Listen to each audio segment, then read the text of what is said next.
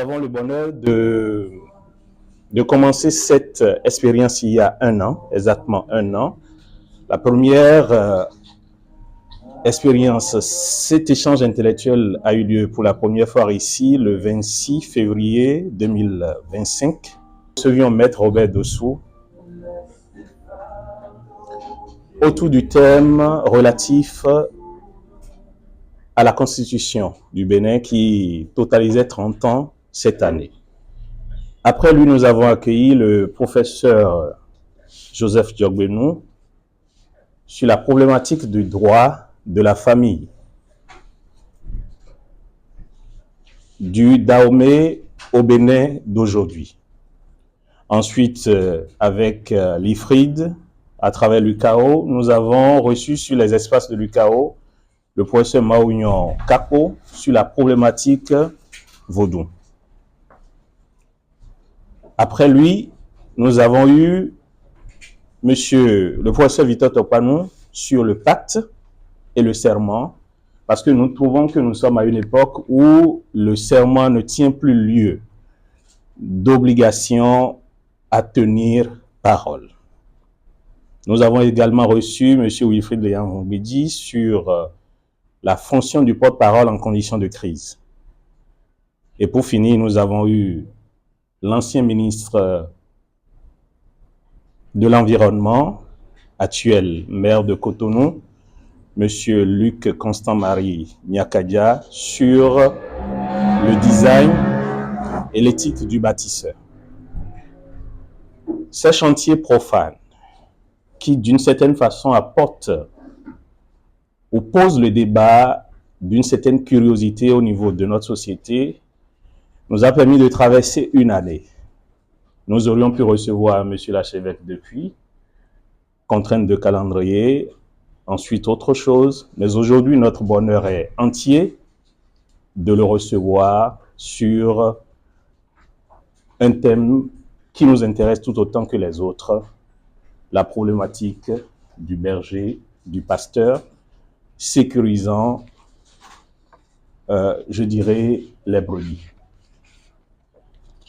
D'habitude, nous procédons sous la forme d'échanges interactifs. Mais pour une fois, nous n'allons pas y déroger pour autant. Nous accueillons un pasteur qui n'est pas des moindres, Monseigneur Roger Ngombedi, que vous connaissez très bien, dominicain et donc prêcheur.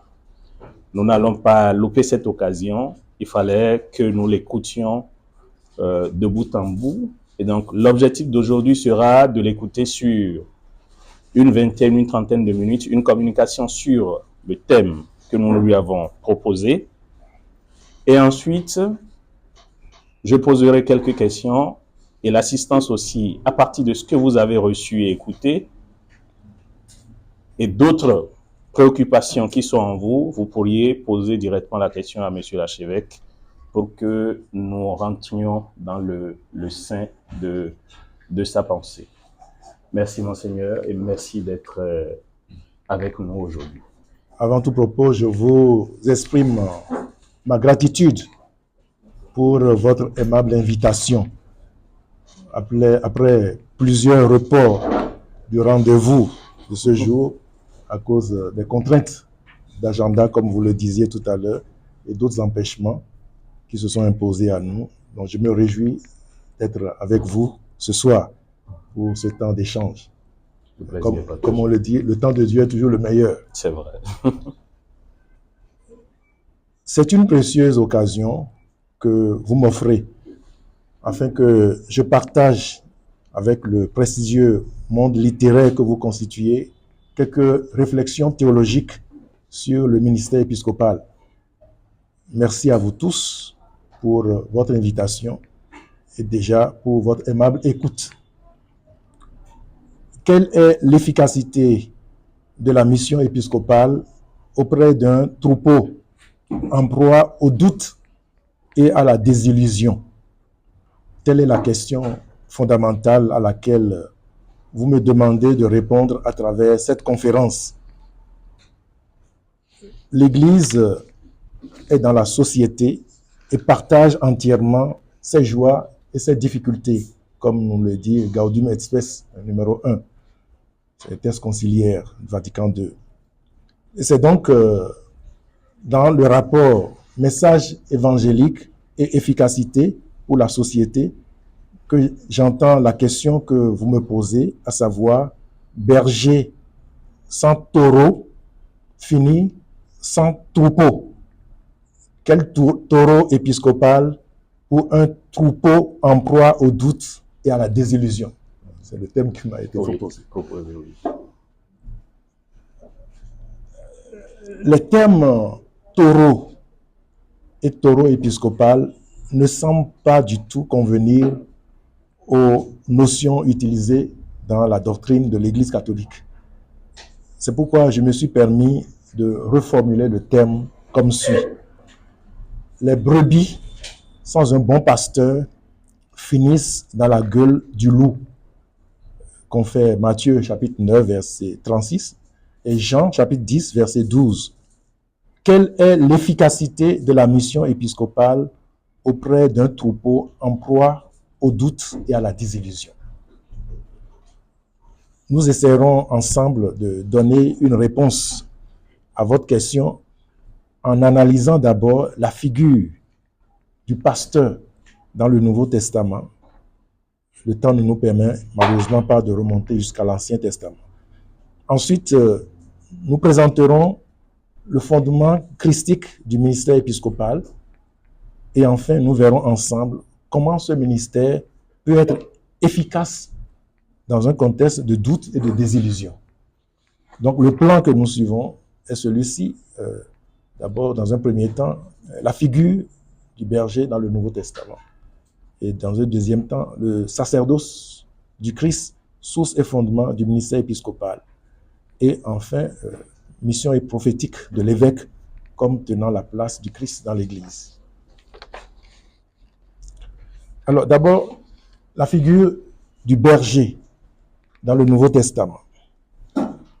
En prenant le texte de Jean, chapitre 10, versets 1 à 18, je vais peut-être lire une partie de ce texte-là pour vous remettre en mémoire, sans trop aller dans les menus détails. Jean chapitre 10, verset 1 et suivant. En vérité, je vous le dis, celui qui n'entre pas par la porte dans l'enclos des brebis, mais en fait l'escalade par une autre voie, celui-là est un voleur et un brigand. Celui qui entre par la porte est le pasteur des brebis. Le portier lui ouvre et les brebis écoutent sa voix. Et ces brebis à lui, il les appelle une à une et il les mène dehors. Quand il a fait sortir toutes celles qui sont à lui, il marche devant elles et les brebis le suivent parce qu'elles connaissent sa voix. Elles ne suivront pas un étranger, elles le fuiront au contraire parce qu'elles ne connaissent pas la voix des étrangers. Jésus leur tint ce discours mystérieux, mais eux ne comprirent pas ce dont il leur parlait. Et c'est alors que Jésus va expliquer un peu tout ce qu'il veut dire. Nous y reviendrons. Alors, une analyse rhétorique de ce texte et les métaphores, nous faire sortir des métaphores pastorales sur la figure de Jésus. Le texte se rattache à la péricope précédente qui relatait au chapitre 9 la guérison d'un aveugle de naissance, suivie d'une polémique des pharisiens sur l'identité et la mission de Jésus. Et dans la péricope que nous étudions, Jésus dévoile sa vraie identité à travers une série d'images autour du thème du bon pasteur et à travers deux séquences rhétoriques, une série de paraboles dans Jean chapitre 10 verset 1 à 5, ce que je viens de lire, et Jean 10 verset 7 à 18, une série d'explications allégoriques des paraboles commençons d'abord par identifier les principales métaphores. D'abord, Jésus parle du berger, l'image du berger. Celui qui entre par la porte est le berger des brebis. Donc, il faut entendre le verset 11 pour que Jésus s'identifie formellement au berger. Jésus va dire par rapport que c'est lui le berger, le bon berger. Et en affirmant, je suis donc le bon berger. Et il serait plus juste de traduire, je suis le beau berger. Ego eimi ho poimen ho kalos. Nous reviendrons plus loin sur l'adjectif kalos qui accompagne le terme berger ici et qui est fondamental pour comprendre le ministère épiscopal en tant que l'évêque tient la place du Christ au milieu du peuple. Ensuite, il y a l'image de la porte. C'est la toute première image que Jésus s'applique à lui-même au verset 7. En vérité, je vous le dis, je suis la porte des brebis. Au début du discours, Jésus affirme que celui qui ne passe pas par la porte est un voleur. Il ne faut pas réduire l'image de la porte à sa dimension d'instrument. L'idée véhiculée par cette métaphore, c'est d'abord le caractère incontournable du Christ. C'est-à-dire, les pasteurs de l'Église ne remplacent pas le Christ, ils ne se substituent pas à lui. Ils ne peuvent être authentiques que s'ils passent par la porte qu'est le Christ, qui dit, si quelqu'un entre par moi, il sera sauvé. Donc une porte est aussi avant tout un dispositif de sécurité. Ainsi, Jésus est celui qui, en tant que porte, assure la protection de ses brebis contre le loup. Par exemple, dans certaines branches de l'islam, le titre Bab a été appliqué aux grands chefs religieux. Enfin, s'il y en a une image qui ne s'applique pas directement au Christ, mais qui est essentielle pour notre présentation, c'est la figure de celui qui garde la porte, au verset 3. Le texte dit, celui qui garde la porte lui ouvre. Si nous considérons que le texte de Jean, chapitre 10, pourrait être une catéchèse sur le rôle des pasteurs dans l'Église à partir de l'exemple du Christ lui-même, cette image rappelle le rôle vicaire des pasteurs. C'est-à-dire que le seul vrai pasteur à qui les brebis appartiennent, c'est le Christ lui-même, à qui le Père a donné les brebis. Et sur cet aspect, le texte est clair. Il y aura un seul troupeau et un seul berger. Donc, l'image du Christ, unique pasteur, qui par son autorité constitue ses apôtres pasteurs sur le troupeau, est également exprimée dans l'évangile selon saint Matthieu, au chapitre 9, verset 35, jusqu'au chapitre 11, verset 1. J'en présenterai un aperçu sommaire pour montrer le lien ontologique entre le ministère de l'évêque et l'identité du Christ pasteur. Donc, le point 2, c'est du Christ, unique pasteur, aux apôtres pasteurs du troupeau. Une lecture de Matthieu, chapitre 9, verset 35, au chapitre 11, verset 1. La métaphore du pasteur dans l'Ancien Testament est constamment appliquée à Dieu. Et tout bon juif en a une conscience aiguë. Or, Matthieu écrit son évangile pour une communauté composée essentiellement de juifs convertis au christianisme. Et pour leur montrer le ministère des apôtres comme pasteurs sans les choquer, il faut forcément souligner le fait que ce ministère est par nature une participation au ministère du Christ lui-même. Aussi, Matthieu introduit-il la mission des apôtres, des 12, dans un contexte où Jésus est présenté comme le vrai berger. Il écrit en fait ceci. Voyant les foules, il fut pris de pitié pour elles, parce qu'elles étaient harassées et prostrées comme des brebis qui n'ont pas de berger. Alors il dit à ses disciples, la moisson est abondante, mais les ouvriers peu nombreux. Priez donc le maître de la moisson d'envoyer des ouvriers dans sa moisson. Notons ici 3 choses. D'abord, l'absence du berger est soulignée. Ensuite, Jésus, par sa compassion envers les foules, se présente comme le berger qui a compassion de ses brebis. Enfin, Matthieu associe ici deux métaphores, c'est-à-dire celle du troupeau, donc le berger et les brebis, et celle du champ, la moisson et les ouvriers.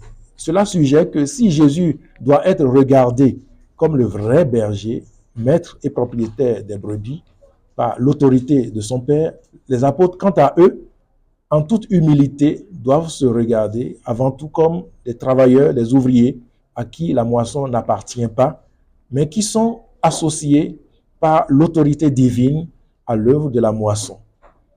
Mais la même autorité divine va les élever au rang de pasteurs et gardiens du troupeau. Et c'est dans ce texte, c'est dans ce sens que Matthieu ajoute aussitôt, ayant fait venir ses 12 disciples, Jésus leur donna autorité sur les esprits impurs pour qu'ils les chassent et qu'ils guérissent toute maladie, toute infirmité. Ces 12, Jésus les envoya en mission avec des instructions. Alors, ici également, soulignons 3 choses. D'abord, Matthieu est formel sur le fait que c'est Jésus qui les envoie. Ils ne se désignent pas eux-mêmes et ne vont pas en mission par leur propre initiative, ils sont envoyés. D'ailleurs, nous avons ici, au verset 2, l'unique attestation du terme apostolos, c'est-à-dire envoyé, apôtre chez Matthieu, qui les appelle souvent simplement les 12 disciples. Ensuite, il leur donne l'autorité. Et ici, le mot autorité en grec, ça veut dire exousia, est employé ici et signifie littéralement le potentiel ou ressource pour commander ou gouverner, capacité, puissance, pouvoir, autorité exercée par les dirigeants de haut rang en vertu de leurs fonctions. Bon, jusqu'à présent, ils n'étaient que des apprenants, des disciples, ce qu'on appelle les mathetai, jusqu'à ce que Jésus leur donne autorité. Donc, ils demeurent disciples, mais l'autorité reçue les transforme en pasteurs institués par Jésus. Enfin, troisième remarque, c'est que le contenu de la mission qu'ils doivent exercer avec cette exousia, c'est ce pouvoir qui leur est conféré, n'est pas laissé à leur libre choix, mais est précisément défini par Jésus dans les versets 5 à 42 de Matthieu 10. Alors, la longueur du passage réservé aux consignes atteste que le contenu de la mission est précisément défini par Jésus lui-même. Les 12 sont à la fois comme symbole de l'espérance eschatologique de Matthieu et garant de la bonne conduite chrétienne. Leur relation avec le Seigneur doit servir de modèle pour la communauté. Alors, maintenant, quelles sont les implications théologiques des 2 péricopes que nous venons d'étudier?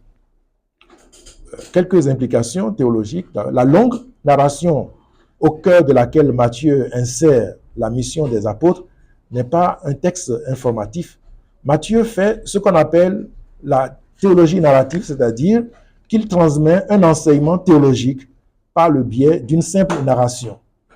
Et ce qu'il enseigne ici, c'est que le ministère des 12, prolongé dans leurs successeurs, qui sont les évêques, n'est pas une invention de l'Église, mais une institution du Christ lui-même. De même, Jean, quand il présente la figure de Jésus comme bon et beau berger, kalos, fait déjà allusion à la ministérialité. Pourquoi l'auteur du 4e évangile ne choisit-il pas le mot agathos, qui veut dire bon, mais plutôt kalos, qui veut dire beau? En fait, le terme grec kalos signifie beau au sens d'un idéal, d'un modèle de perfection. Alors, il est vrai que, suivant le contexte, il n'existe pas de distinction absolue entre kalos et agathos, mais en préférant kalos, Jean semble insister ici sur le modèle qu'est Jésus. Donc, il présente donc Jésus comme le berger modèle que tous ceux qu'il choisit et établis comme pasteurs doivent obligatoirement imiter. Et cette lecture du terme est attestée par le Midrash Rabbah, où David est décrit comme Yafé Roé, littéralement le beau berger, pour dire le berger modèle. À partir de toutes ces considérations, que dire du ministère épiscopal dans l'Église et dans la société, notamment face à un troupeau en proie au doute et à l'inquiétude? Alors, ce sera l'objet de la deuxième partie de la présentation. Donc, le sacerdoce du Christ, source et fondement du ministère épiscopal. Alors, commençons par une remarque essentielle. Tout ministère s'exerce dans l'Église et sous son autorité. Or, cette Église est présentée comme un corps composé de différents membres, comme un corps humain. C'est le corps mystique du Christ dont nous sommes membres.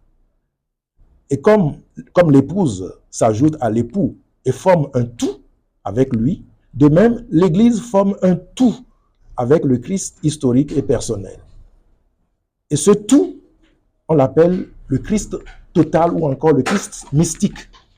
Et le mot mystique a ici le sens le plus fort de mysterium, c'est-à-dire le sacrement. Donc c'est essentiellement par l'assemblée liturgique que sont manifestées les relations entre les fidèles du Christ. Vous avez donc l'évêque avec son presbytérium, ses ministres et les fidèles laïcs. Et c'est aussi là qu'il faut appréhender les virtualités de la fonction et de la mission de l'évêque. En nous plaçant donc d'emblée au point focal de l'assemblée eucharistique, nous découvrons le lien profond qui existe entre les différents membres du corps du Christ. Et ce lien apparaît dans la relation mutuelle entre le sacerdoce baptismal et le sacerdoce ministériel. La relation mutuelle entre ces deux entités est très importante pour comprendre le rôle de l'évêque qui n'aurait aucun sens sans le Christ. Étant lui-même un baptisé, issu de la communauté et membre de la communauté, il n'est pas un taureau dans le troupeau, mais tient la place du Christ tête au milieu du troupeau, dont Jésus demeure le seul maître et propriétaire. Et comme le dira justement saint Augustin au 4e, 5e siècle, il dit « Avec vous, je suis chrétien, et pour vous, je suis évêque. » Donc, il est d'abord chrétien avant tout. Le ministère épiscopal apparaît dès les toutes premières années de l'Église comme un ministère de surveillance, épiscopos, c'est-à-dire signifie surveillant, aussi de coordination des autres ministères et de distribution des tâches. Et plusieurs thèmes que nous n'allons pas développer ici désignent les différents ministères connus au début de l'Église. Il y a notamment apostolos, qui veut dire apôtre, envoyé, diakonos, qui veut dire serviteur, diacre, didaskalos, qui veut dire docteur, épiscopos, qui veut dire épiscope, surveillant, inspecteur. Il y a évangélistes, qui veut dire évangéliste. Et il y a egoumenos, qui veut dire chef, guide. Poimen, qui veut dire berger, pasteur. Presbyteros, qui veut dire presbytre, ancien. Et proistamenos, qui veut dire président. Ou prophétesse, qui veut dire prophète. Alors, juste une remarque sur le vocabulaire sacerdotal. Dans le Nouveau Testament, le terme hiéreus, qui veut dire prêtre, n'est jamais appliqué aux ministres chrétiens appelés plutôt presbyteroi, c'est-à-dire les anciens, dans le Nouveau Testament. Pourtant, le vocabulaire sacerdotal explicite leur ministère reçoit, sans le vocabulaire sacerdotal explicite, leur ministère reçoit progressivement une qualité sacerdotale. D'où la question des premiers développements ecclésiaux. Comment ce sacerdoce ministériel s'est-il articulé avec le sacerdoce baptismal de tous les fidèles, dont l'évêque est lui-même le premier participant? Alors, si l'Église tout entière est un corps sacerdotal, il est bien évident que sa partie la plus noble, la tête, est elle-même non seulement partie prenante de cette qualité sacerdotale, mais encore la cause explicative de cette qualité. Nous devons aborder ici donc la question de la grâce capitale. Donc, il s'agit de la grâce personnelle dont jouit le Christ en sa qualité de tête de l'Église, et une grâce à partager avec, et qui fait plutôt du Christ de façon encore plus éminente et même unique, médiateur entre Dieu et les hommes. Donc le Christ devait posséder la grâce de telle façon qu'elle rejaillisse sur tout ce dont il est la tête, puisqu'il est plein de grâce et de vérité, comme dit Jean au chapitre 1, versets 14 et 16. Et cette notion est essentielle pour bien comprendre le sujet qui nous occupe, surtout la relation de la hiérarchie au Christ. La grâce est conférée au Christ comme principe, c'est-à-dire cause et source universelle de justification pour toute nature humaine. C'est de lui qu'elle découle comme l'eau jaillit de la source. Et c'est lui qui est la cause et la répand librement. Donc on peut alors, en toute vérité, comparer le rôle du Christ dans la production de la grâce à celui de Dieu lui-même dans la production de l'être. Le Christ est en quelque sorte le principium de toute grâce selon son humanité, à la manière dont Dieu est le principium de tout être. Comment s'exerce alors le rôle de tête où toute la hiérarchie prend forme? Alors, nous abordons ici la notion du gouvernement du corps ecclésial.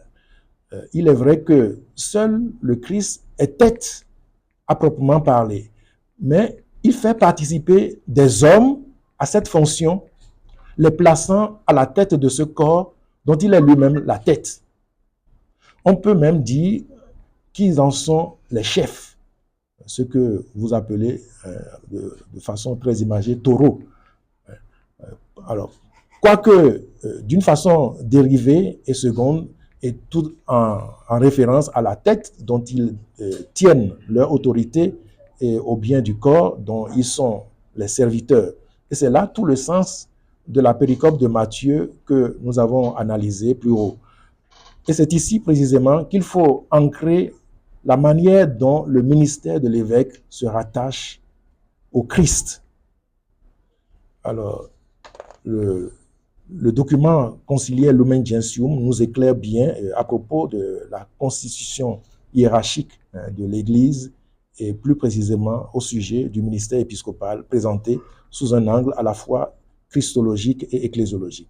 Alors, selon le document, la consécration épiscopale ne donne pas seulement la charge de sanctifier, mais aussi celle d'enseigner et de gouverner. C'est donc la triple modalité de la mission messianique du Christ et de l'Église. En conséquence, les évêques jouent le rôle du Christ lui-même, maître, pasteur et pontife, et agissent en son nom comme ses représentants. Aussi, le ministère épiscopal contient-il des exigences liées à sa nature même. Il s'agit de l'aspect prophétique du ministère, de l'aspect proprement sacerdotal de la charge, et enfin, le service de l'autorité qui renvoie à la fonction royale. Dans la ligne droite de cette esquisse, on doit pouvoir souligner la finalité du pouvoir sacré de l'évêque. Il ne s'en sert que pour édifier le troupeau dans la vérité et la sainteté. Tout usage du pouvoir épiscopal contrevenant à ce principe serait un grave abus et une faute devant Dieu. C'est dire que, fidèle à la volonté du Christ et à sa mission, l'Église ne voit pas l'évêque comme un simple leader, encore moins un manager ou un chef d'entreprise, même si différents aspects de ces rôles sont compris dans l'exercice du ministère épiscopal. C'est pour cela que nous avons écarté l'image de taureau qui renvoie à la force personnelle, à la puissance, voire la domination. Ce qui serait aux antipodes même de l'exemple donné par le pasteur modèle, le bon et beau berger et beau pasteur. L'Église voit plutôt l'évêque comme celui qui, tenant la place du Christ, est capable de la même compassion. Là, le Christ rencontre la foule, il eut compassion de la foule, et aussi des mêmes sacrifices pour le bien du troupeau. La finalité est celle-là, pour qu'ils aient la vie, et la vie en abondance, comme dit Jean, chapitre 10, verset 10. Alors, à présent, comment une telle mission peut-elle s'exercer auprès d'un peuple en proie au doute et à la désillusion? Ce sera donc la troisième et dernière partie de notre présentation. Je vais vous libérer tout à l'heure. Alors, mission prophétique de l'évêque auprès d'un troupeau en proie au doute et à la désillusion.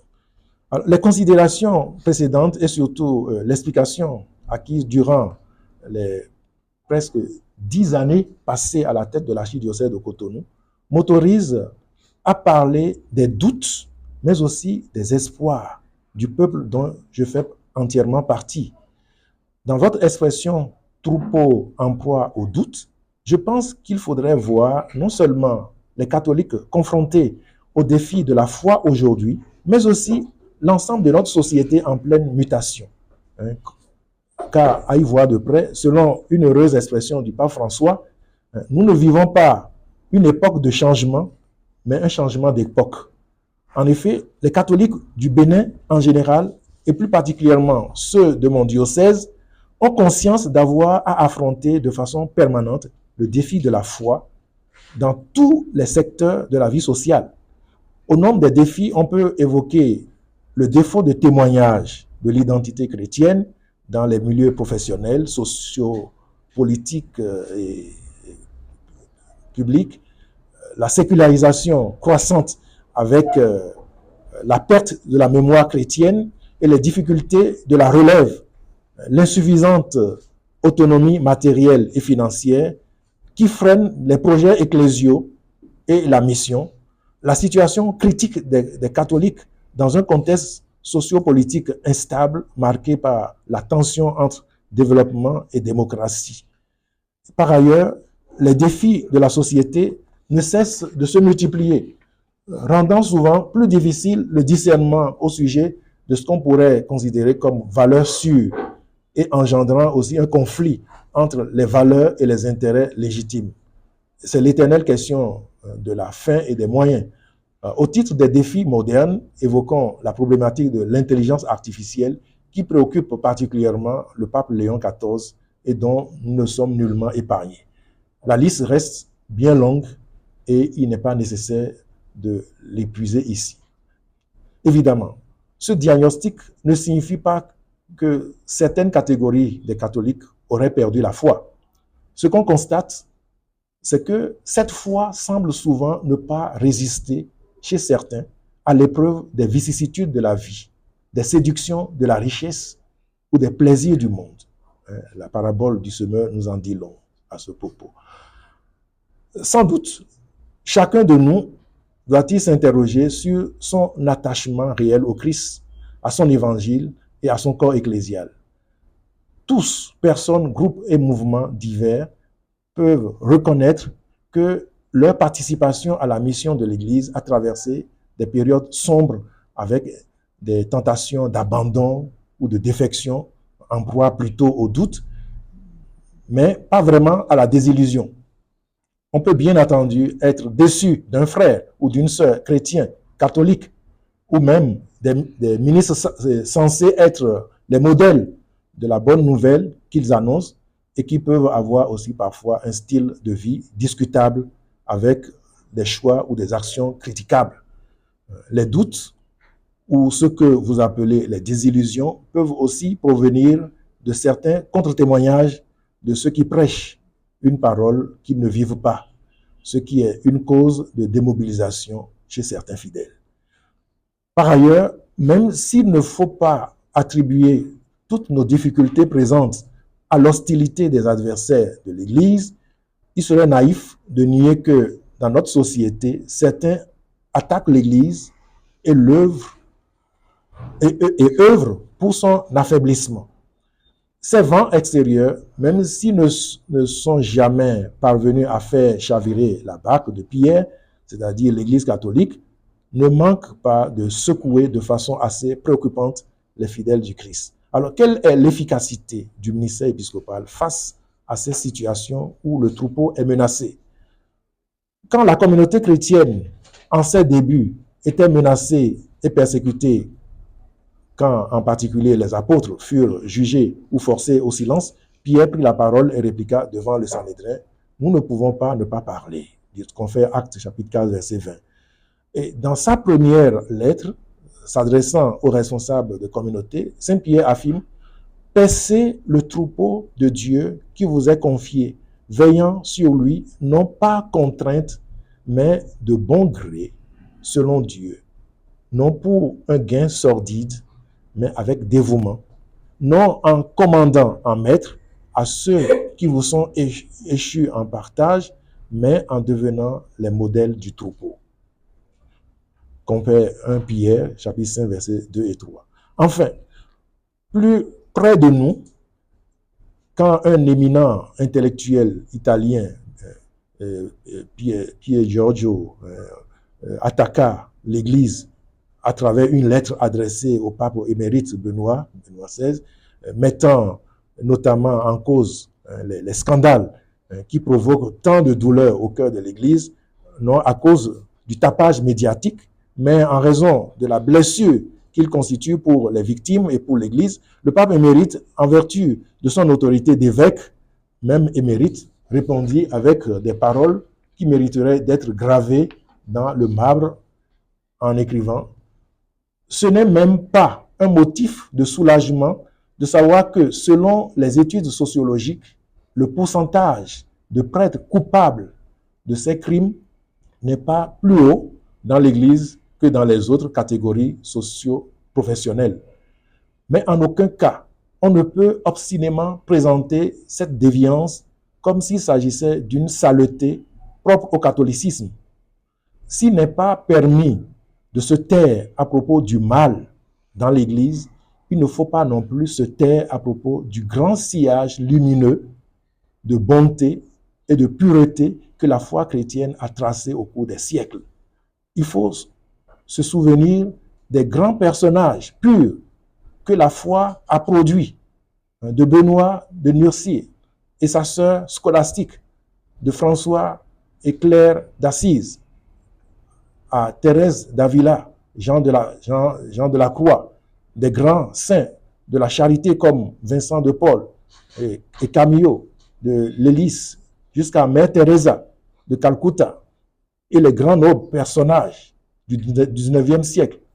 Il est vrai aussi qu'aujourd'hui, la foi pousse plusieurs personnes à l'amour désintéressé, au service pour les autres, à la sincérité et à la justice. Fin de citation.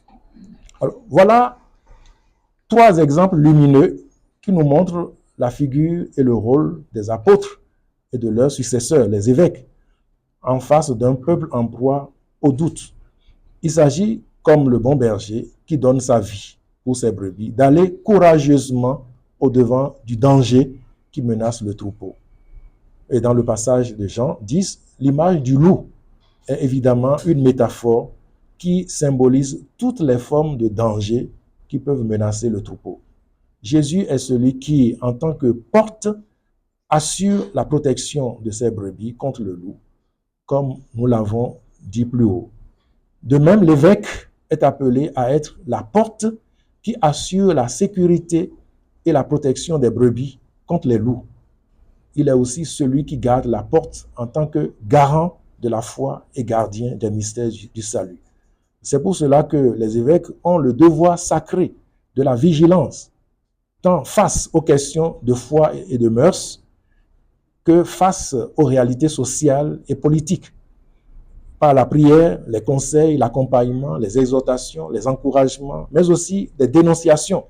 Quand cela est nécessaire, les évêques veillent sur le troupeau, agissant non pas dans l'intérêt des seuls catholiques, mais pour le bien de tous. Et sur un autre registre, face à la rencontre de notre culture avec la culture occidentale, on entend des inquiétudes légitimes ainsi exprimées. Moi, qui adhère à toute cette nouvelle culture qui m'est transmise sans filtre et sans remise en question, comment puis-je être chrétien aujourd'hui dans ces nouvelles mutations? Fin de citation. Perdu, le fidèle semble ne plus avoir de repères.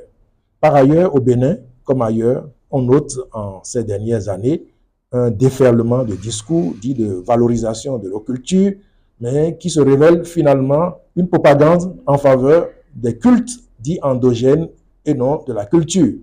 On assiste à un brouillage volontaire de repères entre cultuel et culturel, qu'il soit permis, qu'il soit clair pour nous tous que l'Église ne rejette nullement la culture traditionnelle. Au contraire, elle l'encourage et la promeut. Mais le culturel est autre chose. Le cultuel en est une autre. Ce qui est gênant, c'est quand les États, sous prétexte de promouvoir le culturel, promeuvent et financent le cultuel au nom de tous, ce qui pose de graves questions quant à la laïcité et la liberté religieuse. Le plus inquiétant, c'est que dans un tel contexte, la foi chrétienne est abusivement taxée de religion importée et on essaie de faire croire aux chrétiens qu'ils sont les maîtres de leur culture, qu'ils sont, les traîtres, pas les mêmes, mais les traîtres de leur culture. Et cela ne manque pas de troubler la conscience de certains fidèles qui s'interrogent sur nous qui nous interrogent, qui s'interrogent et nous interrogent. Et pour ma part, depuis plusieurs années, je ne cesse de protester contre cet amalgame dénonçant ce brouillage entre le culturel et le cultuel.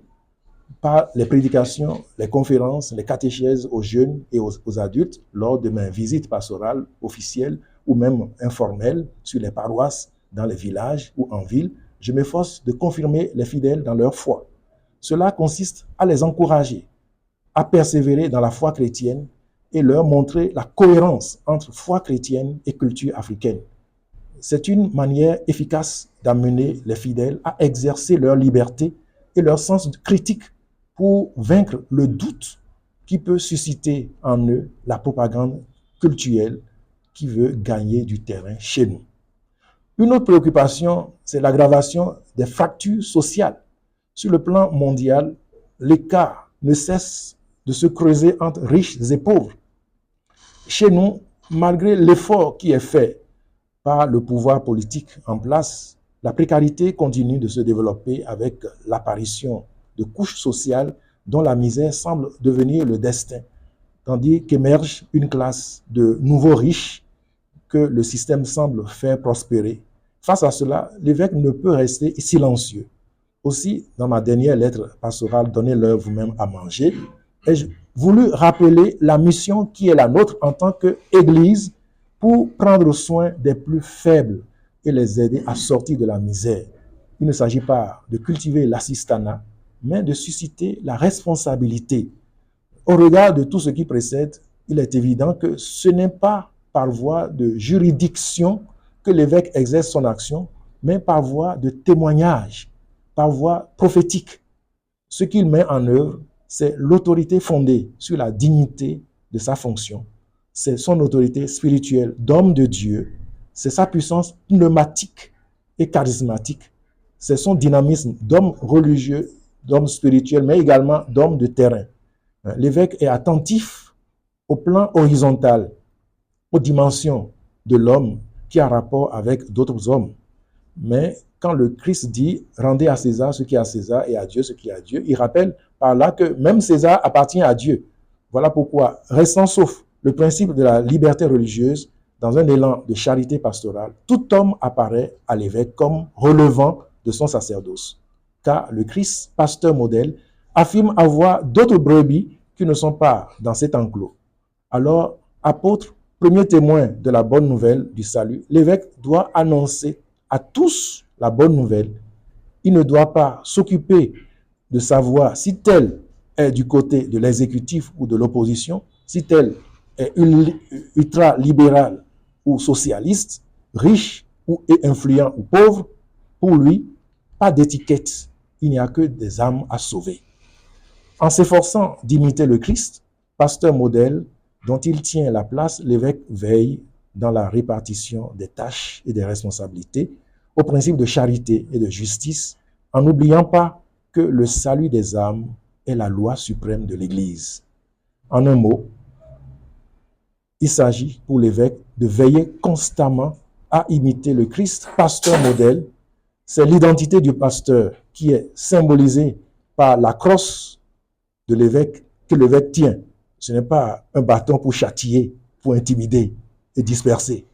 Au contraire, comme dit le psaume 22, c'est le bâton du berger qui guide, qui rassure le troupeau en proie au doute et au découragement, rappelant constamment que le mal n'aura jamais le dernier mot.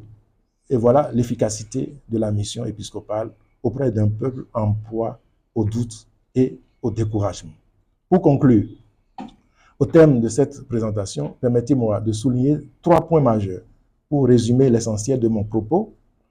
Il s'agit de 3 repères majeurs pour comprendre l'efficacité du ministère épiscopal. D'abord, la place du Christ comme porte. Seul le Christ est la porte par laquelle tout pasteur doit passer pour entrer dans la bergerie.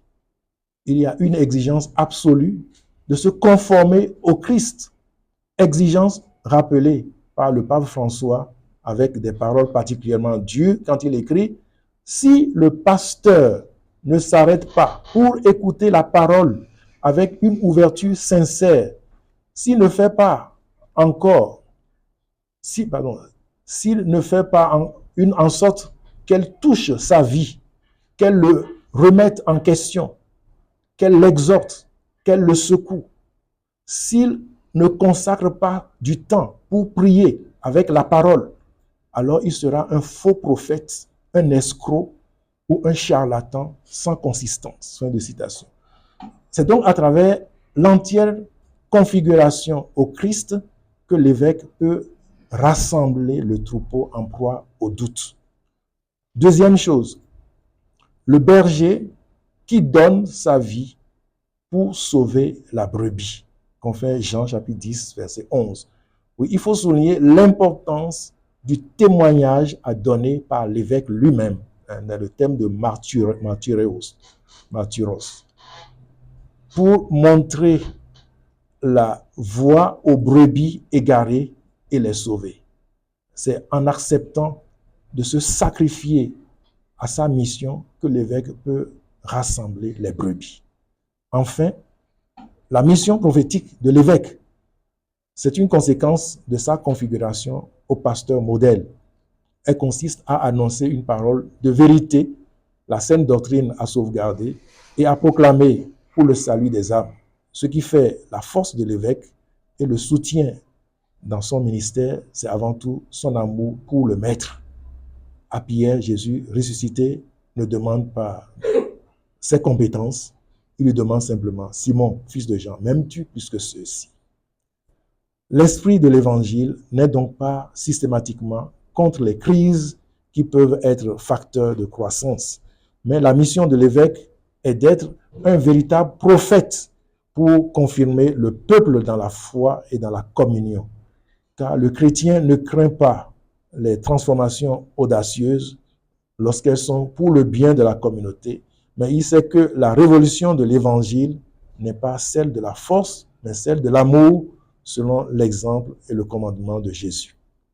Alors, dans une démarche synodale, n'oublions pas que le ministère épiscopal requiert la participation de tous. C'est aussi là la dimension prophétique du sacerdoce commun, comme appel au témoignage. Plaise à Dieu que tous, chrétiens, croyants, d'autres religions et hommes de bonne volonté, s'efforcent à redonner joie et espérance à tous ceux qui sont en proie au doute et au découragement. C'est mon vœu, ma prière et aussi l'exhortation que j'adresse à tous. Je vous remercie.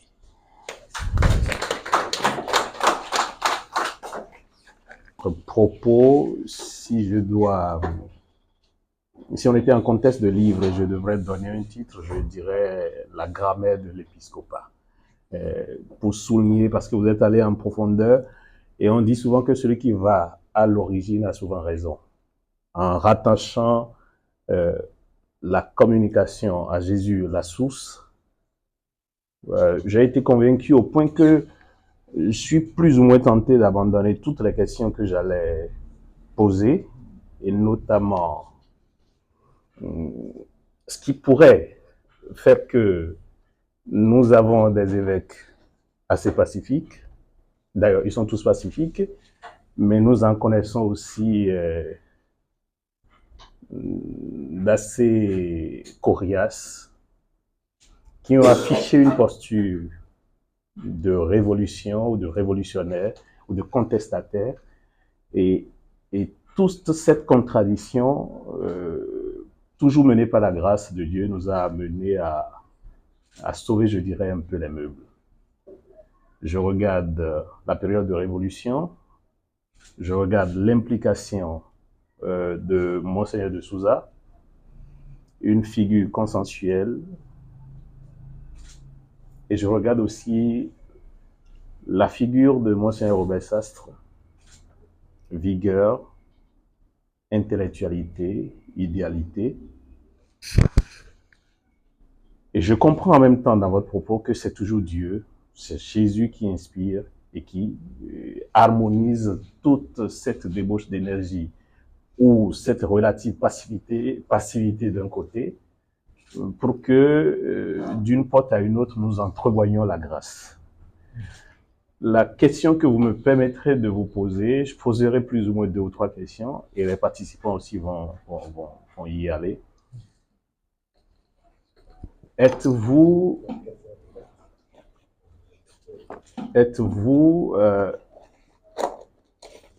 ou du moins avez-vous perdu votre enthousiasme d'évêque nommé, fraîchement nommé? Vous êtes en train de faire 10 ans bientôt, et au regard du chemin parcouru, de la tâche ardue, des missions, et de tout ce que vous avez pu faire, des oppositions devant lesquelles vous n'avez pas pu relever le défi, avez-vous toujours votre enthousiasme intact? Ça, c'est la première question. La deuxième question, quel type de pasteur faut-il pour une ville cosmopolite, engagée sur des chantiers où le développement et la démocratie, au lieu de se donner la main, se contredisent? Quel type de pasteur pensez-vous qu'il faille avoir à Cotonou? Un pasteur calme, rigoureux, ou un pasteur rugueux, en opposition ouverte, où on laisse simplement la grâce agir? Et la dernière question que je poserai avant que vous inspire aujourd'hui les réflexes ou la réaction de la conférence épiscopale, parce que très souvent, à certaines périodes, vous vous réunissez entre évêques pour réfléchir sur la marche de la société du Bénin, et après vous donnez écho à une lettre ou à un communiqué. Quelle réception le pouvoir en face en fait? Votre voix porte-t-elle? Quels sont les moyens que l'archevêque de Cotonou, qui est l'évêque métropolitain, quels sont les moyens à son arc pour dialoguer, inspirer le pouvoir en place afin que les brebis ne souffrent pas trop, parce que vous venez de le relever, la pauvreté ou une certaine forme de misère endémique vous expose également à des craintes, et nous qui la vivons d'une certaine façon, ou la côtoyons aussi directement, nous ne manquons pas de porter cette croix d'une certaine façon. Ce sont là les 3 questions que je vous poserai. Et après votre réponse, on va voir au niveau des participants ce qu'ils ont comme question. Merci, Monseigneur. Merci beaucoup. Merci pour vos questions pertinentes. Alors, est-ce que j'ai perdu mon enthousiasme du départ, comme pasteur de Cotonou? Je ne crois pas. Ok. Au contraire, ça se décuple. Ok. Parce qu'au fur et à mesure qu'on connaît les réalités du terrain, et puis, bon, quand on essaye d'insuffler un souffle venant du Seigneur en communion avec le peuple de Dieu, plus on a le courage ou la joie de poursuivre sa mission. Bon, je dis, ce qui a été, enfin, je dirais, mon point de départ dans ma mission à Cotonou, et qui constitue d'être une sorte de boussole pour moi, c'est le fait d'avoir pu me mettre à l'écoute de toutes les composantes de la vie de mon diocèse, en commençant par mes propres prêtres. Donc j'ai commencé d'abord à les écouter. Déjà au lendemain de mon installation à Cotonou, je suis allé participer à une retraite sacerdotale où j'ai écouté tous les prêtres systématiquement. Ça a pris le temps que ça a pris. Et ensuite, j'ai organisé une visite pastorale sur toutes les paroisses et institutions du diocèse pour pouvoir aller vraiment à l'écoute des brebis, voir ce qui se passe sur le terrain.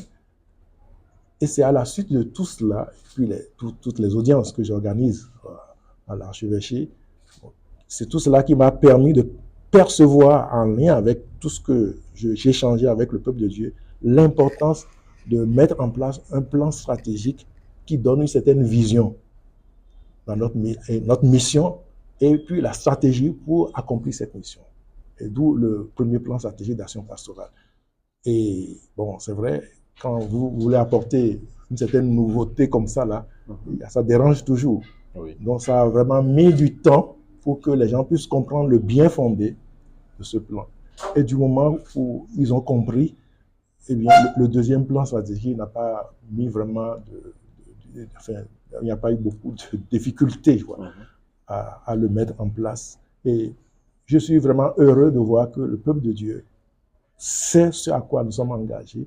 Et quand je sors pour rencontrer les gens, je sens l'enthousiasme, un appel à poursuivre la mission. Les gens disent, on prie pour vous. Donc, il y a une certaine communion qui vous encourage à aller toujours de l'avant. Parce que les défis sont grands. Au fur et à mesure qu'on avance, on a beaucoup de choses à faire. Et les attentes du peuple de Dieu sont toujours là. Donc, vous pouvez voir ces attentes-là en communion avec le peuple de Dieu et rester fermé sur vous-même. Donc, cela vous donne vraiment l'enthousiasme pour poursuivre la mission. Alors, quel type de pasteur faut-il pour une ville comme Cotonou? Est-ce qu'un évêque calme, rigoureux? Moi, je crois que chaque époque suscite la personne qu'il faut. Il n'y a pas un modèle à appliquer à toutes les périodes, toutes les époques. Donc, je crois que chaque époque a besoin du type de pasteur dont l'Église a besoin pour poursuivre la mission. Au temps de la Révolution, bon, il y a Monseigneur Adimon, qui était un homme très calme, mais qui, dans sa douceur, a su conduire les choses à un moment très difficile. Il y a eu Monseigneur de Souza aussi, avec son tempérament, de battant, il a pu mettre en place un certain nombre d'infrastructures, d'institutions, ainsi de suite, bon, jusqu'à la période de Monseigneur Gagné, qui est mon prédécesseur immédiat, bon, et puis quand je suis arrivé. Donc moi, je crois que chaque époque avec sa spécificité et ce qui compose aussi le pouvoir en place, leur capacité d'écoute et de collaboration avec l'Église, tout cela joue dans la marche de l'Église et puis le lien entre l'Église et l'État pour que les choses puissent aller dans le bon sens, dans le souci justement de défendre toujours le droit des plus pauvres, être la voix des sans-voix, ne prendre pas, il ne s'agit pas de prendre parti pour qui que ce soit, mais voilà, comme je disais tout à l'heure, nous travaillons dans le sens vraiment horizontal, sans prendre parti pour qui que ce soit, mais sauver l'homme. C'est l'homme à sauver, c'est les âmes à sauver qui nous préoccupent. Et donc, lorsqu'il s'agit de jouer notre rôle prophétique, il faut le faire. Ça, c'est notre devoir. Alors, oui, les réflexions de la SEB, en fait, notre stratégie au niveau de la SEB, nous sommes des évêques, chacun dans son diocèse, et quand nous nous réunissons, nous voulons comprendre aussi ce qui se joue dans la vie de la société. Et pourquoi nous nous donnons un temps, nous accordons une plage horaire pour nous écouter. Chacun essaie de dire un peu ce qui se passe dans son diocèse au plan ecclésial, au plan sociopolitique, au plan des commissions aussi qui nous sont confiées. Mais cela ne suffit pas. Nous avons créé une aumônerie des cadres et personnalités politiques qui travaillent de concert avec nous et qui essayent d'écouter aussi les différents partis politiques, les leaders politiques, les cadres.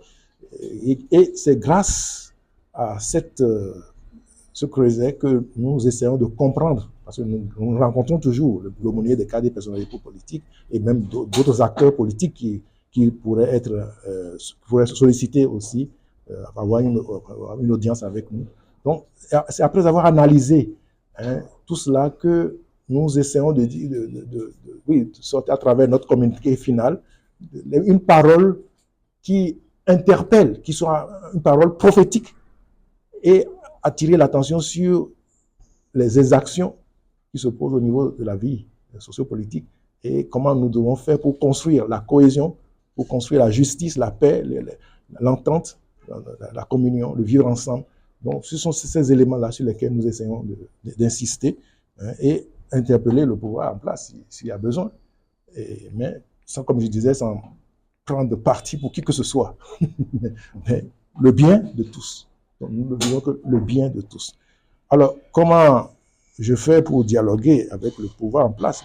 C'est-à-dire, quand nous essayons d'interpeller et qu'on ne sent pas du tout de changement, on demande aussi des audiences auprès du président de la République ou auprès d'autres instances pour essayer de faire entendre nos voix aussi.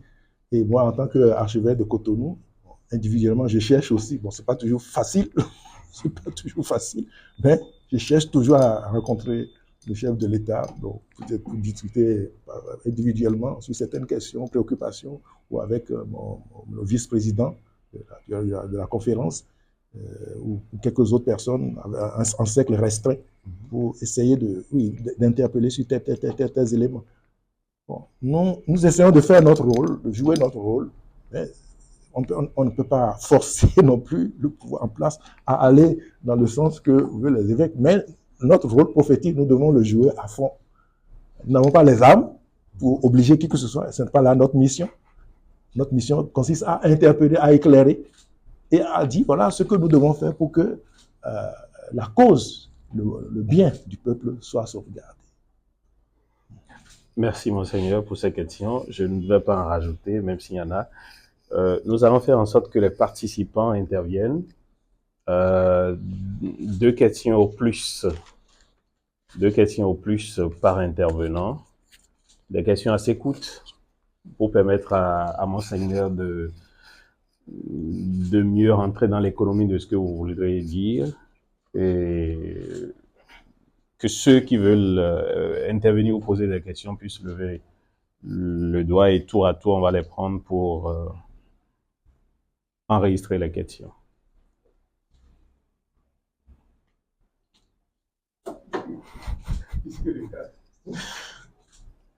Les gens ne sont pas obligés de poser des questions. Ils peuvent faire aussi des commentaires.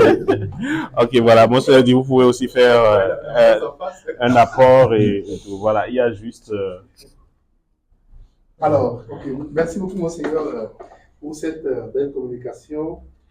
Et ma question, vous évoquiez, décrivant le contexte où vous êtes pasteur, ce que vous avez appelé la tension entre développement et démocratie. Et au niveau de ces 2 pôles, il y a la figure du politique. Et l'on sait que l'Église compte beaucoup de chrétiens engagés dans la sphère politique, qui constituent donc des acteurs à la fois du développement, mais aussi de la démocratie. Ma question donc, Monseigneur, comme pasteur, comment expliquez-vous le paradoxe entre la forte présence de chrétiens catholiques en l'occurrence, dans la sphère politique. Et cette tension, elle-même déjà, c'est-à-dire en développement et démocratie, et par extension la situation du continent. Donc, si je dois répéter ma question, donc je demandais quelle est votre lecture, comment expliquez-vous le paradoxe entre le grand nombre de chrétiens qu'on compte en politique. Je ne me mettrai pas à nommer tous ceux qui sont présidents de telle ou présidents de telle autre institution, mais qui se revendiquent catholiques, qui sont parfois à Rome, reçus par le Saint-Père, et le paradoxe donc entre cette situation et la situation de notre pays, du continent, et comment vous lisez ça? Et si vous permettez une deuxième question, c'est sur la question donc du culturel et du cultuel que vous avez évoqué. Et comment tenir la gageure, comment relever le défi de la séparation entre le culturel et le cultuel dans un contexte où, semble-t-il, on dit qu'il y a une imbrication. Il y a certains qui estiment même que c'est indissociable. Il semble que la culture africaine il semble qu'en Afrique, culture et culte sont imbriqués et que la séparation relève d'une utopie. Je ne suis pas spécialiste. Comment tenir cette gageure? Donc voilà mes deux questions, monseigneur. Merci beaucoup. Merci. Vous prenez d'autres en attendant. Ok. Y a-t-il d'autres intervenants? Ok. Merci, monsieur. Voilà. Vous avez parlé de culture et de culte. Dans ce domaine de culture et culte, ceux du culte, nous parlons alors que c'est des choses à importer que nous avons, nous les chrétiens, et c'est des choses qui sont des choses à importer, et que ce ne sont pas alors de notre religion. Qu'est-ce que vous pouvez dire? D'abord, bon, la première question, oui, c'est une question que je me suis mille fois posée, même dans un ouvrage que j'ai publié il y a quelques années, où je parlais du défi du témoignage en période de la nouvelle évangélisation. Comment comprendre que dans un continent ou dans nos pays où il y a tant et tant de chrétiens, chrétiens politiques qui sont engagés sur le plan politique, et que cela ne donne pas lieu quand même à un développement harmonieux où l'homme est au centre de ce développement et permettre quand même que ce continent-là puisse profiter de ses richesses et que nous mettions aussi en œuvre notre foi en Jésus-Christ. Bon, moi, je crois personnellement que notre problème, c'est un problème de témoignage. C'est-à-dire, quand nous rencontrons le Christ et que nous sommes convertis au Christ, est-ce que nous sommes prêts à rendre témoignage à ce Christ-là, rendre témoignage de notre foi jusqu'au bout, dans la vérité, et au sens du martyr du terme. Quand on parle de témoin, c'est le martyr qui est prêt à donner sa vie au nom de la vérité. Et cela exige que quand nous nous engageons sur le plan socio-politique, que nous puissions mettre aussi en œuvre notre foi aussi à ce Christ. Parce que si le Christ est celui que nous avons véritablement rencontré, celui qui a donné sa vie pour nous et que nous recevons, même dans l'Eucharistie, que nous communions, est-ce que nous sommes prêts à vivre de cette foi au Christ partout où nous sommes et à témoigner de notre foi au Christ partout où nous sommes sur le plan socio-politique, de sorte que le bien-être social soit promu, la justice soit promue et que l'homme que nous devons défendre, les pauvres qui sont chez nous, leur bien soit promu. Mais ce que nous constatons, c'est que, lorsqu'il s'agit de témoigner de notre foi jusqu'au bout, ça pose problème. Des exemples peuvent se multiplier dans nos États. Quand nous disons voilà, que nous militons dans tel parti, est-ce que nous avons des convictions profondes en militant dans ces partis? Ou bien nous sommes là juste pour sauver nos intérêts? Le Christ n'est pas celui qui est venu sauver son intérêt à lui, mais l'intérêt du peuple. Et c'est justement parce qu'on court toujours après nos intérêts personnels primaires, au niveau financier, au niveau du bien-être. Tant que ces intérêts-là sont sauvegardés, nous oublions complètement le bien commun, le bien de la communauté. Et bon, comment un pays peut marcher comme cela? Lorsque nous parlons de la bonne gouvernance, quand on vous confie une institution, est-ce que vous pouvez gérer cette institution-là dans l'esprit de la bonne gouvernance, la rigueur, la transparence, de sorte que vous puissiez rendre compte? Donc, devoir de redevabilité. Je crois que ça manque. Ça manque sur plusieurs plans dans nos pays. Donc, c'est bien que la rencontre que nous avons faite du Christ n'est pas une rencontre effective, à mon avis.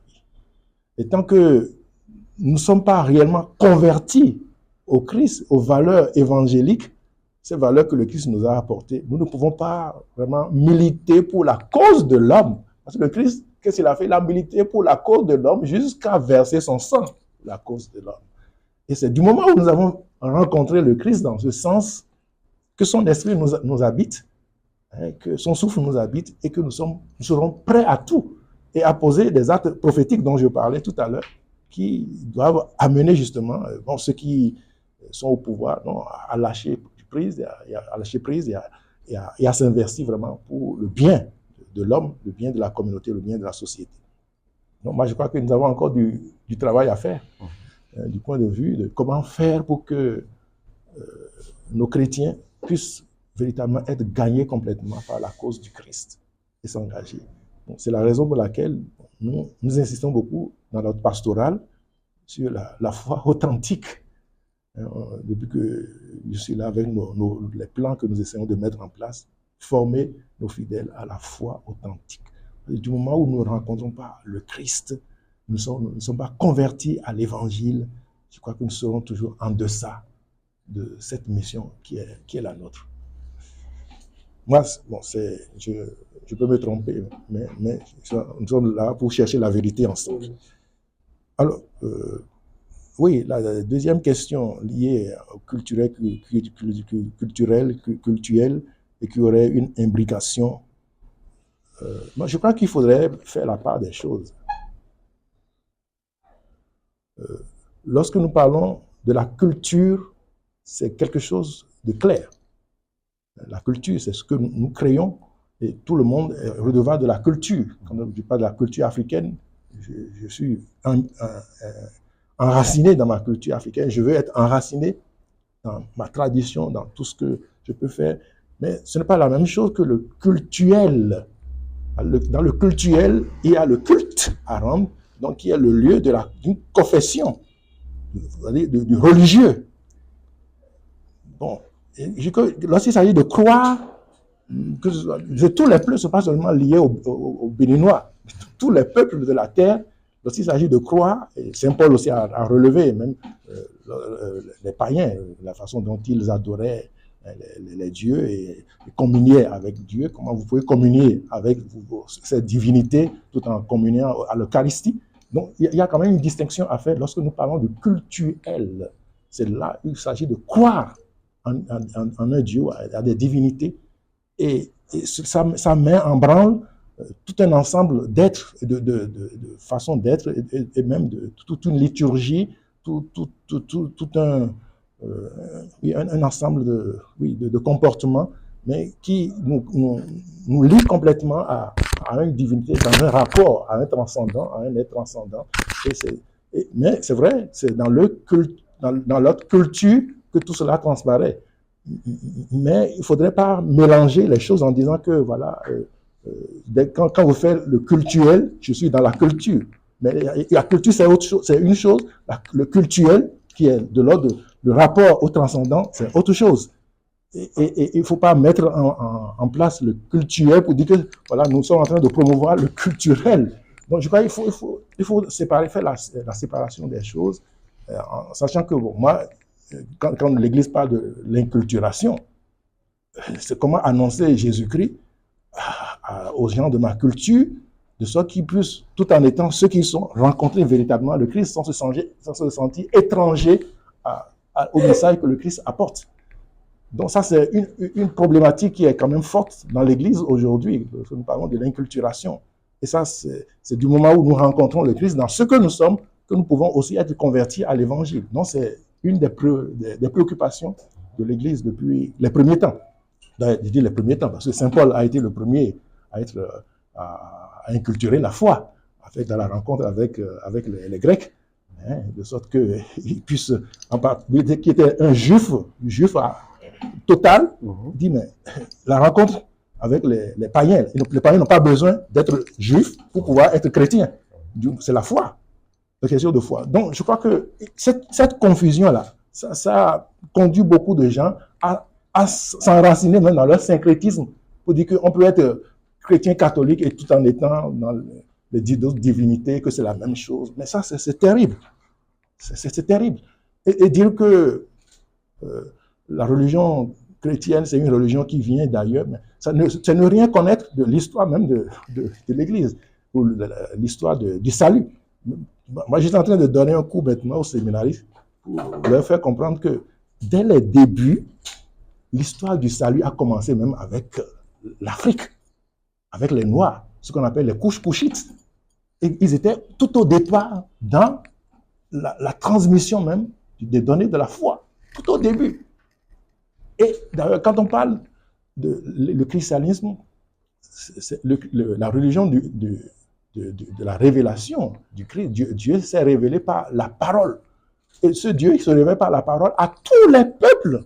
Ce n'est pas à une culture déterminée. Même dans son milieu juif, dans le milieu juif où le Christ est né, il s'est révélé à ce peuple. Ce n'est pas qu'il y a la culture. Il a fallu qu'il casse la culture juive pour qu'il puisse comprendre aussi qui il est. Donc il a dû interpeller de l'intérieur la culture juive pour qu'il comprenne son message. Tout comme le Christ interpelle toute culture pour qu'on puisse le rencontrer, effectivement. Donc c'est ne rien comprendre du tout de l'histoire du salut pour dire que c'est la même chose. Donc des choses comme ça nous brûle. Vraiment.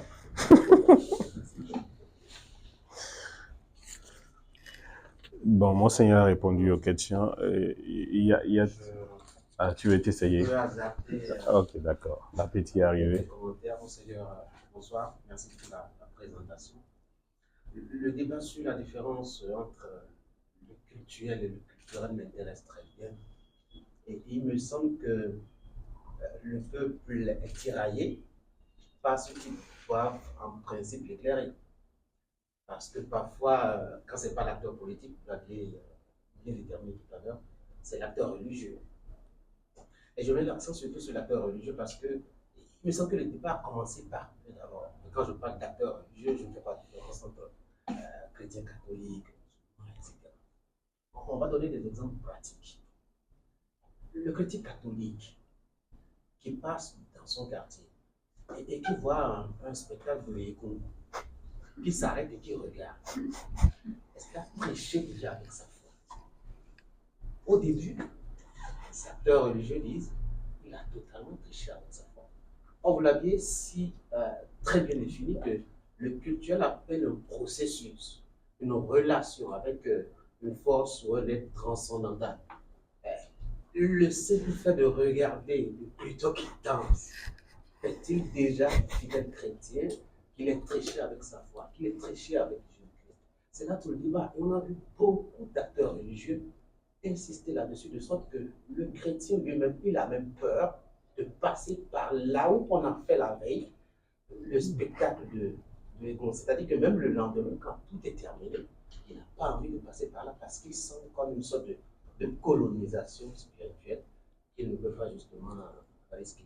Je crois que les deux acteurs doivent vraiment aider le peuple à se déterminer dessus si véritablement on veut aider ce peuple-là à se situer, à pouvoir mûrir et à faire la part des choses. C'est un débat assez intéressant vraiment sur la question de la différence entre la culture et le culturel. Et merci surtout de nous éclairer. Et puis l'autre commentaire que je veux réserver aussi, c'est la question du devenir de l'humanité aujourd'hui, de l'homme.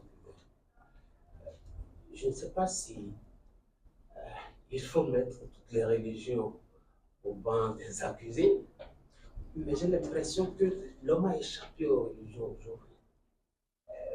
Parce que peut-être le monde il est tellement dynamique, il est dans un tourbillon et il miroite des choses parfois qui donnent l'impression à l'homme qu'il peut trouver son salut. Et c'est ça que recherche l'homme, c'est-à-dire là où il est sûr de trouver quelque part, il sera tranquille. Or, à travers le temps, les religions ont continué à garder le même code, le même langage, les mêmes propositions. De sorte que entre la réalité que vit le croyant, ce que lui dit son pasteur, il y a un large fossé, si bien qu'il hésite parfois vraiment à suivre spontanément son pasteur. Est-ce qu'il n'est pas aujourd'hui, tant l'Église catholique a fait de merveilleux bons en ce sens, hein, la question de la remise en cause, la question de la réflexion, je dois dire l'attitude de progression, de la considération des réalités autour de soi. L'Église catholique a été la meilleure religion qu'il ait fait, en tout cas quand je vois un peu les religions à travers l'histoire. Mais il reste encore plus. En fait, c'est mon analyse. Je ne sais pas quel est votre avis là-dessus, sur la question de comment est-ce qu'on sauve l'homme de ce tourbillon qui l'emporte et qui l'arrache à la limite de ses conditions spirituelles. Oui. Si permettez, mon Seigneur, Oui, oui. je voudrais faire une petite question supplémentaire et qui peut-être assume la sienne. Je voudrais que vous répondiez, si possible, à la question. C'est une question vieille. Ça me fait penser à des prêtres, moi, s'interroge. Peut-on être authentiquement chrétien et authentiquement africain? Comment régler cette équation?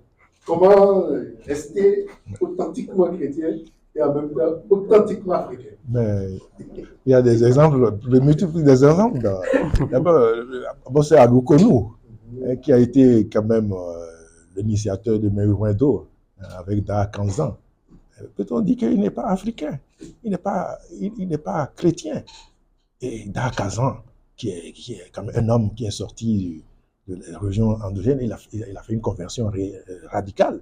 Et quand il est devenu catholique, il n'a fait que professer sa foi tout en étant africain, enraciné dans sa culture. Donc, il y a plusieurs exemples qui montrent quand même que les gens qui ont effectivement rencontré le Christ n'ont pas renié leur culture. Au contraire, ils ont interrogé leur culture de l'intérieur et cela leur a permis de sortir. Le message évangélique, quand il pénètre une culture, il l'interroge de l'intérieur. Comme le vin nouveau dans une outre neuve. Donc, sinon, si c'est de vieilles outres, ça va faire éclater les vieilles outres. Mais c'est-à-dire, ça interroge de l'intérieur pour un plus, et en sauvant ce qu'il y a de bon, de beau.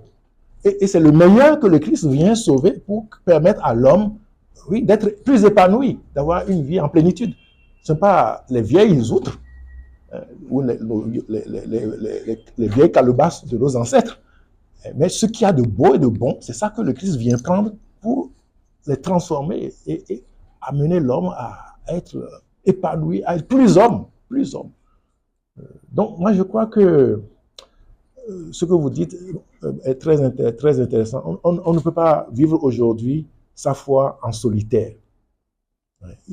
C'est là ma plus grande préoccupation, comment faire en sorte que dans notre Église, nous puissions former des communautés ecclésiales de base où les fidèles peuvent vivre véritablement leur foi, partager avec les autres leurs difficultés dans la foi et vivre comme les premières communautés chrétiennes, donc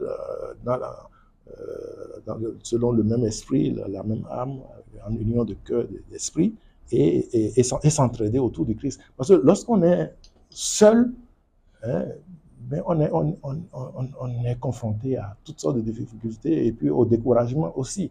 Mais quand tu te sens porté par une famille et que les autres aussi sont là pour t'aider à mûrir ta foi, et à approfondir ta foi, eh bien ça te donne de la joie, de l'enthousiasme pour poursuivre. Mais plusieurs qui veulent vivre leur foi en solitaire, bon, sont confrontés à la désillusion, au découragement. Et moi, je crois que comment former aussi nos gens à être responsables de leur foi, non plus en vivant comme les premiers temps de nos missionnaires. Parce que bon, l'exemple que vous donniez tout à l'heure, je vais vous donner encore d'autres exemples plus récents. Les séminaristes, les grands séminaristes faisaient leur marche de Saint-Gall là, à la basilique et en soutane, et ils ont rencontré un Egungun qui était venu avec son groupe. Ils ont commencé à danser devant les prêtres. Et après avoir dansé, ils demandent de bénir. C'est-à-dire, les prêtres peut-être auraient vu ça, ils vont fuir pour dire que nous n'avons pas besoin. Non. Et Saint Paul, Saint Paul, je vais prendre un exemple de Saint Paul aussi, parlant de la viande consacrée aux idoles, de vous demander aux chrétiens, est-ce que vous pouvez manger cette viande, oui ou non? En fait, la viande, c'est une viande créée par Dieu. Normalement, selon ma foi, je peux manger. Mais Saint Paul dit, faites attention aux plus faibles. Vous pouvez le faire, vous êtes libre de manger, mais faites attention. Ça scandalise. Donc, nous devons veiller un peu à cela aussi dans notre vécu de foi, qu'une foi mûre, mais ne pas scandaliser les plus faibles qui sont là. Et quelle attitude nous pouvons adopter pour que ceux qui nous voient puissent être encouragés aussi dans leur foi, mais à les former à être aussi mûrs dans leur foi, responsables de leur foi devant Dieu, et ne pas entraîner des scandales qui pourraient donner lieu à des découragements, voilà, des illusions, quoi. Donc, c'est à tout ça que nous devons veiller dans nos communautés chrétiennes, dans nos communautés ecclésiales de base. Et c'est ensemble, en tant qu'Église, en tant que famille, que nous pouvons vraiment conduire les uns et les autres à éclairer leur foi et à vivre heureux dans leur foi. Non pas en restant seuls ou séparés de tout le groupe. Si vous le permettez, je vais prendre le bout de votre propos pour... est-ce que c'est un constat ou c'est une exhortation? Il s'observe également que nos prêtres sont raides. Ils sont braqués et ils sont en quelque sorte préparés pour être dans le rejet de ce qui vient de l'autre côté et qui est une connotation. Je doute que beaucoup arrivent à faire une différence entre le culturel et le cultuel. Et d'office, on est braqué, on rejette. Dans le prolongement de ce que nous sommes en train de dire, il est souhaitable que les prêtres aussi soient instruits, parce que si vous jetez l'anathème à celui que vous considérez comme votre adversaire ou l'ennemi, vous ne pourrez jamais le connaître. Et vous avez magnifié tout à l'heure l'héritage de Monseigneur Arukonou. Il a fallu une symbiose entre supposément deux contraires pour qu'il en arrive à en sortir quelque chose de magnifique qu'on peut appeler aujourd'hui l'inculturation.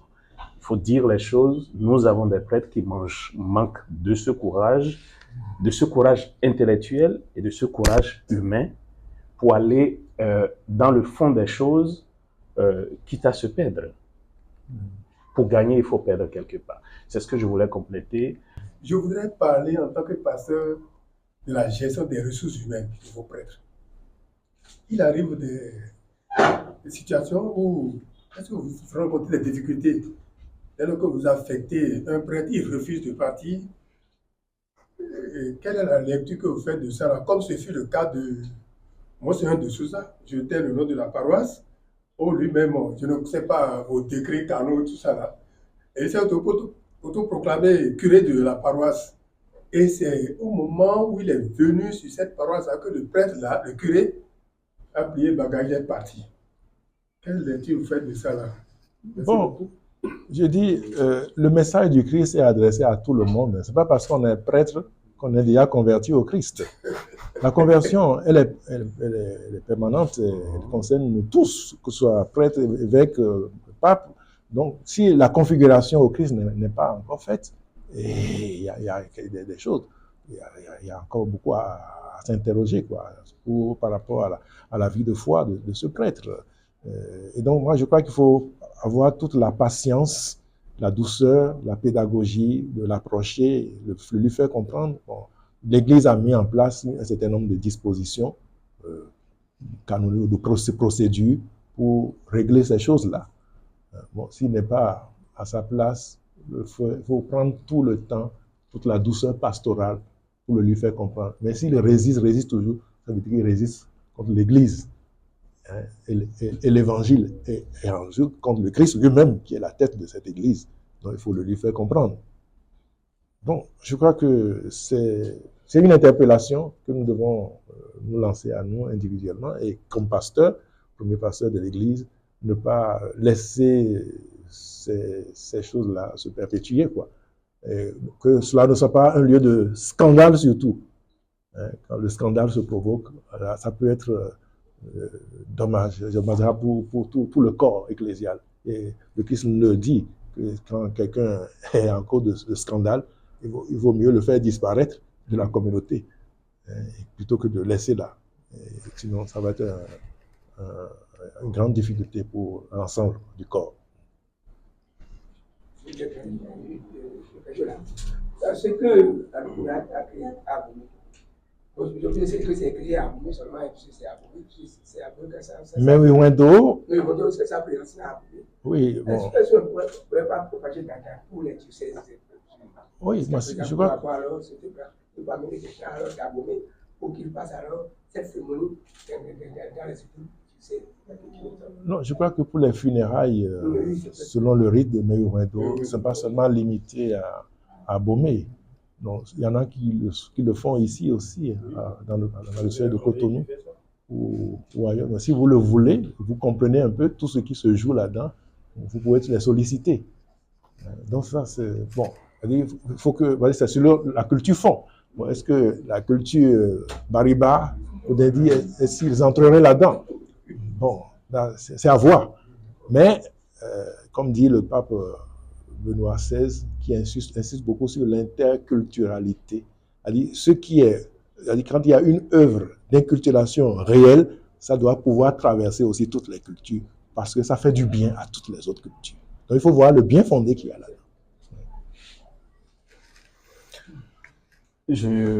Je constate avec vous, Monseigneur, qu'il n'y a plus d'intervenants.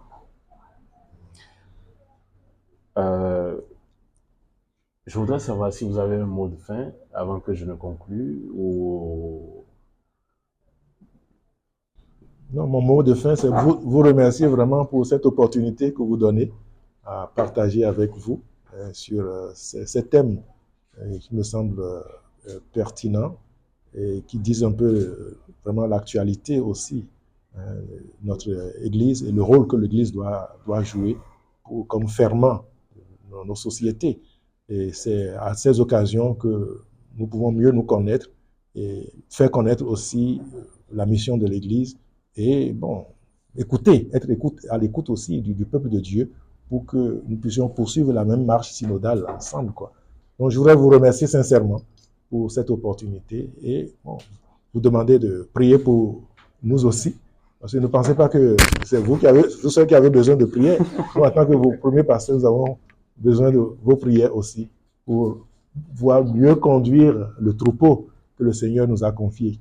Quand ce n'est pas notre troupeau, nous sommes que de pauvres serviteurs, de pauvres instruments dans les mains du Seigneur, car nous n'avons qu'un seul maître, le Christ. Donc que nous soyons toujours conformes à ce Christ-là, pour pouvoir mieux répondre à la mission qu'il nous a confiée. Je vous remercie. Merci à vous, Monseigneur. Notre gratitude, elle est profonde. Vous vous êtes arraché à plusieurs occupations. Nous devrions vous recevoir depuis l'année dernière. Cette année, la date retenue ne vous a pas retrouvé en bonne forme. Dieu aidant, nous vous avons reçu aujourd'hui. Et nous vous disons merci pour cette disponibilité et surtout pour ce moment d'échange et d'enseignement qui nous permet de rentrer dans l'économie de ce qu'on peut attendre d'un pasteur.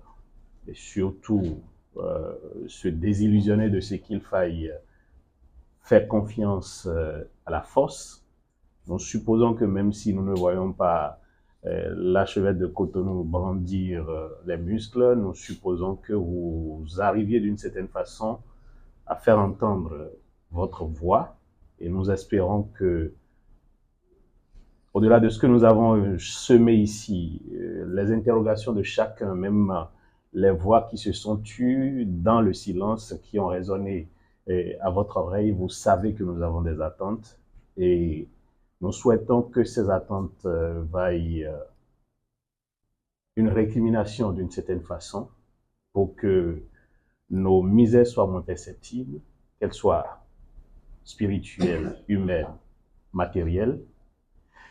Et je voudrais souhaiter, je verrai avec vous dans la mesure du possible, que cette catéchèse, cette communication, vous pourriez l'arranger comme vous le souhaitez. Et nous verrons dans la mesure du possible comment le publier au niveau de l'Harmattan, comme un échange entre l'archevêque métropolitain de Cotonou et l'Harmattan, avec le thème en question, pour que ce moment ne reste pas marqué par l'oubli et que cela rentre dans l'histoire. Nous vous remercions pour cette disponibilité et je remercie également tous les participants, prêtres, laïcs, célibataires et hommes mariés, tous engagés dans la culture comme répondant au sens culturel. Merci d'avoir fait le déplacement pour écouter Monseigneur Roger Ongwedi, archevêque métropolitain de Cotonou. Merci à tous.